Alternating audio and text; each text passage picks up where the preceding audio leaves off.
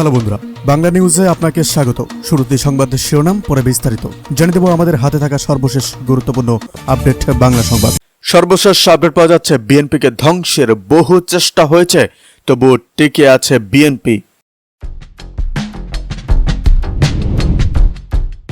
এদিকে বিএনপি প্রতিষ্ঠা বার্ষিকীতে শুভেচ্ছা জানালেন এবার সার্জিস আলম।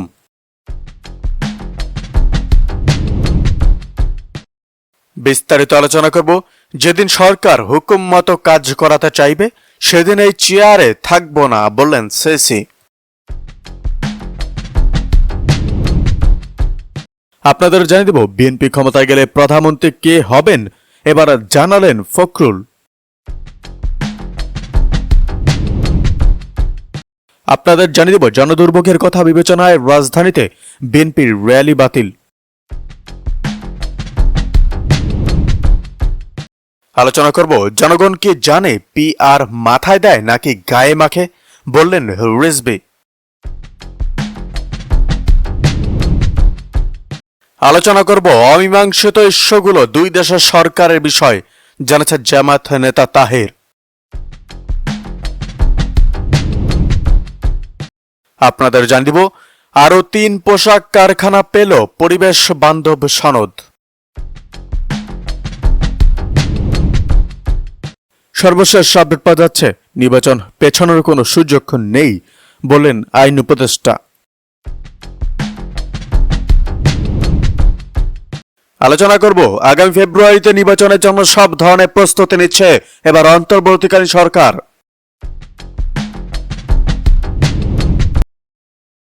আশ্রয়দাতা পাকিস্তান, বললেন ছাত্রদল সভাপতি। ছাত্রদল সভাপতি রাকিবুল ইসলাম রাকিব বলেছেন, জামায়াতে ইসলামের রাজনৈতিক পৃষ্ঠপোষক পাকিস্তান বুধবার সকালে সুপ্রিম কোর্ট প্রাঙ্গণে নারী নিপীড়নের বিরুদ্ধে আয়োজিত মানববন্ধনে মন্তব্য করেন তিনি। রাকিব বলেন, আওয়ামী লীগ ও ছাত্রলীগ ভারতের ঘনিষ্ঠ, আর জামায়াতে শিবিরের ভরসাস্থল পাকিস্তান।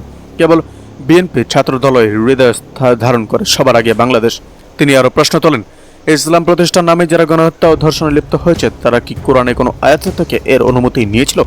এ সময় রাকিব বলেন, ইসলামী ব্যাংকের অর্থ সহায়তা বন্ধ হয়ে গেলে শিবিরের কোনো কর্মী আর দৃশ্যমান থাকবে না। ফরহাদের মতো বিতর্কিত ব্যক্তিদের রক্ষা করতে প্রশাসন সক্রিয়ভাবে কাজ করছে বলেও অভিযোগ করেন তিনি। ভোট আইডি প্রসঙ্গে রাকিব বলেন, 5 আগস্টে স্পষ্ট হয়েছে কোনো একটি চক্র মৌদিবাদী আদর্শ আড়াল করে প্রযুক্তির আড়ালে রাজনীতি করছে। তিনি শিক্ষার্থীদের উদ্দেশ্যে বলেন, ভোট আইডিধারীদের ব্যালটে জমা দিন, ডাকসু নির্বাচনে তাদের প্রতিহত করুন। এদিকে ছাত্রদল সাধারণ সম্পাদক নাছিরউদ্দিন নাছির অভিযোগ করেন, ঢাকা বিশ্ববিদ্যালয়ে নারীদের রাজনীতি থেকে দূরে রাখতে শিবির সক্রিয়ভাবে কাজ করছে। তিনি বলেন, সোশ্যাল মিডিয়ায় নারীদের বিরুদ্ধে পরিচালিত সাইবার হামলায় শিবির কর্মীদের সংশ্লিষ্টতা স্পষ্ট। ভিসি ও প্রক্টরের প্রশ্রয়ে আজও ক্যাম্পাসে গুপ্ত রাজনীতি চলছে। এখনই ঘোষণা দিতে হবে, ঢাবিতে গোপন রাজনীতির স্থান নেই। এদিকে নির্বাচনকে বাধা দেওয়া মানে গণতন্ত্রকে বাধাগ্রস্ত করা, বলেন আমির খসরু। বিএনপি স্থায়ী কমিটির সদস্য আমির খসরু মোহাম্মদ চৌধুরী বলেছেন, নির্বাচনকে বাধা দেওয়া মানে গণতন্ত্রকে বাধাগ্রস্ত করা। নির্বাচনকে বন্ধ করার অর্থ হলো বাংলাদেশে মানুষের মালিকানা বন্ধ করে দেওয়া, এবং নির্বাচনকে বন্ধ করে দেওয়ার অর্থ হলো আগামীতে মানুষের গণতান্ত্রিক রাজনৈতিক সাংবিধানিক অধিকারে প্রতিবন্ধক সৃষ্টি করা। সোমবার চট্টগ্রাম নগরীর কাজীর দেউরিয়স্ত আলমাস সিনেমার সামনে বিএনপির 47তম প্রতিষ্ঠা বার্ষিকী উপলক্ষে চট্টগ্রাম মহানগর উত্তর ও দক্ষিণ জেলা বিএনপির শোভাযাত্রা আগে সমাবেশে প্রধান অতিথির বক্তব্যে তিনি এসব কথা বলেন।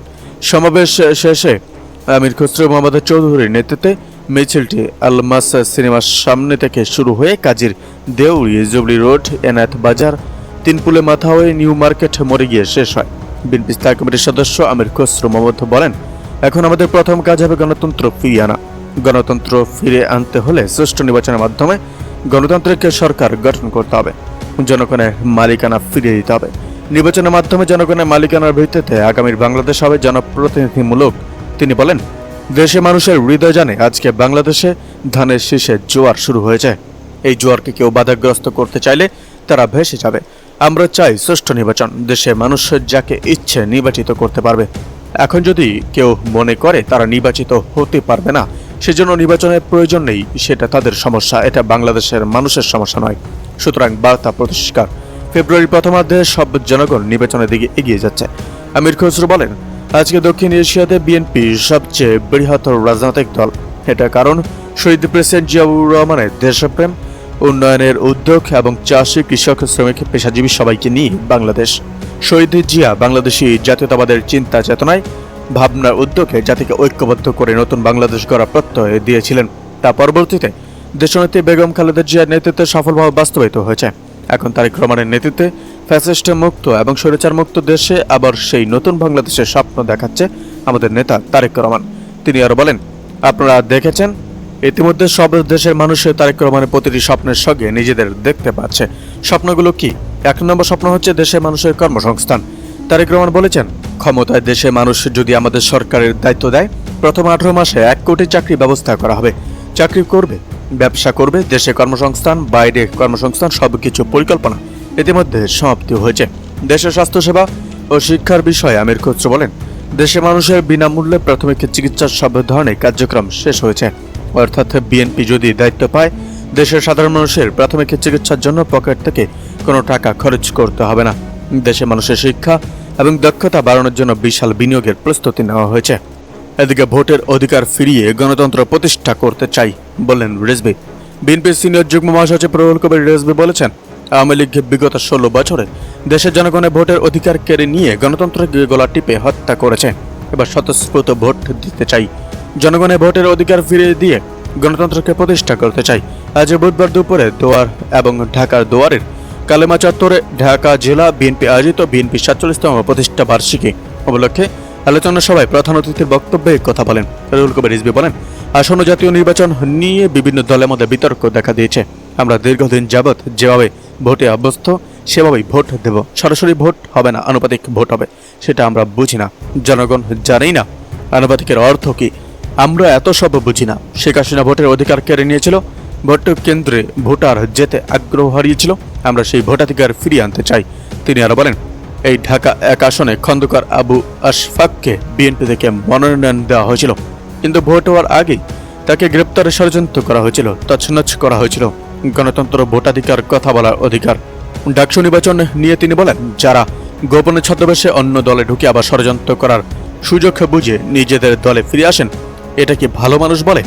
নাকি যারা সত্যের জন্য, ন্যায়ের জন্য, গণতন্ত্রের জন্য, আদর্শের জন্য দেশনেত্রী বেগম খালেদা জিয়ার নেতৃত্বে 16 বছর আপোষহীন লড়াই করেছে, সেই জাতীয়তাবাদী ছাত্রদল আসবে।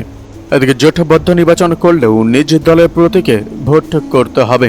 জোটবদ্ধ নির্বাচন করলেও নিজ দলের প্রতীকে ভোট করতে হবে বলে জানিয়েছেন নির্বাচন commissioner brigadier general Abul Fazal Mohammad Sanaullah. বুধবার এক সংবাদ সম্মেলনে এক কথা বলেন তিনি। এসি সানাউল্লাহ বলেন, আইনশৃঙ্খলা বাহিনীর সংজ্ঞায় পরিবর্তন আনা হয়েছে। পুলিশ, র্যাবের পাশাপাশি সেনা, নৌ বিমান বাহিনী ও কোস্টগার্ডকে সংযুক্ত করা হয়েছে।